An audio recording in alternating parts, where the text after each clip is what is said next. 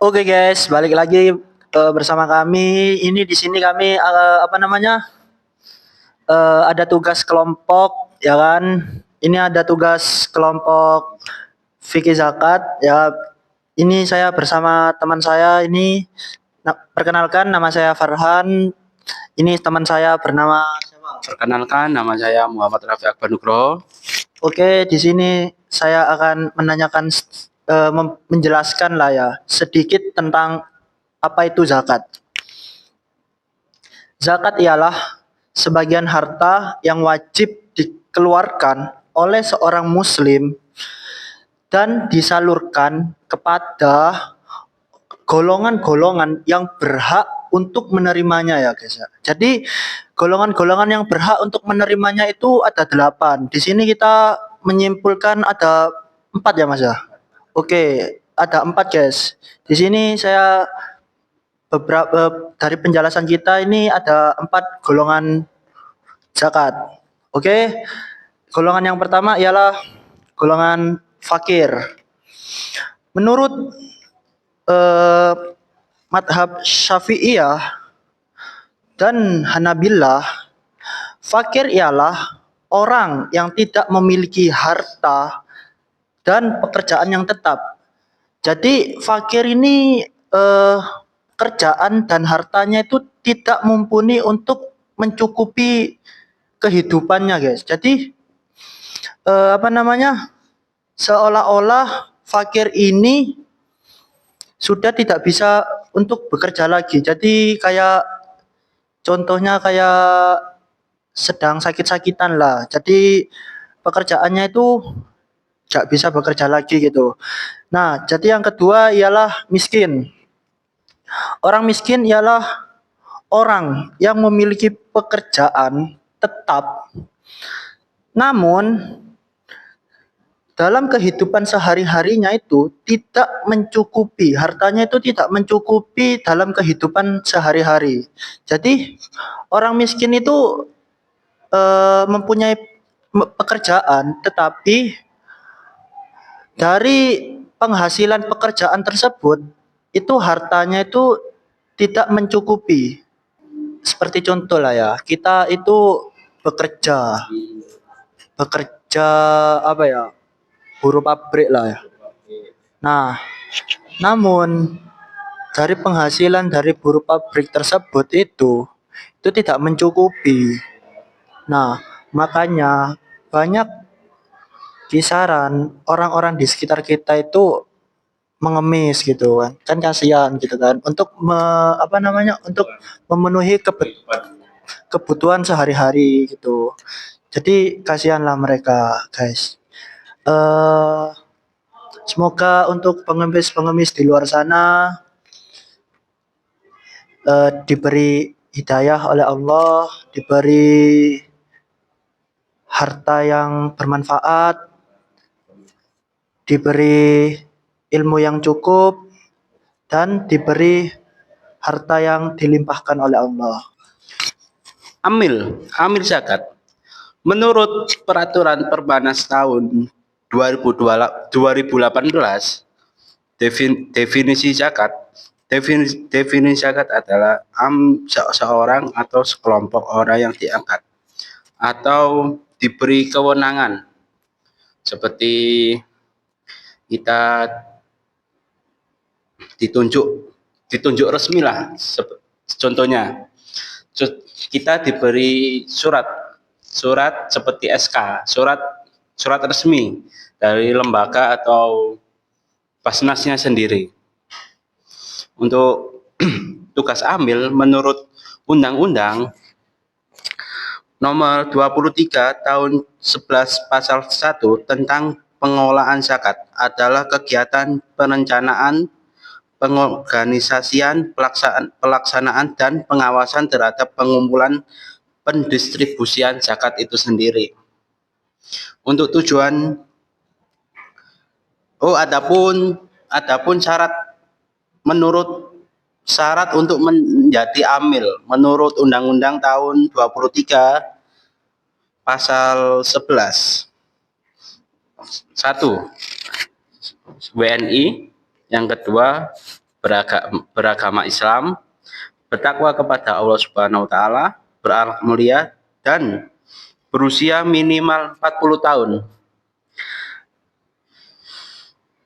Tidak menjadi anggota politik atau anggota partai politik, memiliki kompetensi di bidang pengolahan zakat, tidak pernah dihukum karena melakukan tindakan pidana. Paling lama singkat 5 tahun tidak pernah dihukum karena melakukan tindak pidana itu sendiri. Nah, yang selanjutnya tentang tugas amil itu sendiri. Tugas amil menurut Undang-Undang Nomor 23 Tahun 2011, 1. Perencanaan, pelaksanaan, dan pengendalian pengumpulan, pendistribusian zakat itu sendiri. Yang kedua, pendayagunaan zakat, pelaporan, dan pertanggungjawaban pelaksanaan pengolah zakat itu sendiri. Oke. Yang ketiga, hak amil. Hak amil menurut Undang-Undang tahun 2011 untuk melaksanakan tugasnya, Basnas dibiayai dengan anggaran pendapatan dan belanja negara atau APBN. Yang kedua, LAS dapat menggunakan hak amil untuk pembiayaan kegiatan operasional. Adapun batasan-batasan sebagai hak amil. Yang pertama, batas hak amil zakat maksimal 1/8 dari zakat tersebut. Yang kedua, dana infak atau sedekah tidak ada hak amilnya. Boleh untuk operasional dalam garis kurung tentu dalam batas tertentu, tutup kurung ya, dan sesuai dengan kebutuhan yang wajar. Yang ketiga, amil tidak boleh menerima hadiah dari musyaki dalam kaitannya tugasnya sebagai amil. Yang terakhir, yang keempat, amil tidak boleh memberi hadiah kepada musyaki yang berasal dari harta zakat itu sendiri. Adapun hak amil dalam fikih Islam, apabila yang melakukan distribusi zakat adalah imam atau pemerintah, maka harus dibagi kepada 8 golongan penerima zakat. Bagian pertama adalah bagian untuk amil itu sendiri, karena amil mengambil bagian harta zakat sebagai upah, sementara golongan lainnya sebagai dana sosial. Apabila bagian amil sesuai dengan kewajaran sebagai upah pengolah zakat, maka akan diberikan kepadanya bagian tersebut. Namun, bagaimana bagian amil lebih besar dari kewajaran sebagai upah pengolah zakat, maka kelebihan di luar kewajaran tersebut dikembalikan untuk golongan-golongan yang lain dari mustahik zakat secara proporsional. Jika terjadi defisit anggaran di mana bagian amil lebih kecil dari kewajaran upah pengolahan zakat, maka akan ditambahkan. Ditambahkan dari mana? Adapun ada Imam Syafi'i berpendapat ditambahkan dengan diambil dari bagian kemaslahatan fisabilillah. Sekiranya ada berpendapat bahwa bagiannya dilengkapi dari bagian golongan-golongan mustahik yang lain, maka pendapat tersebut tidak salah.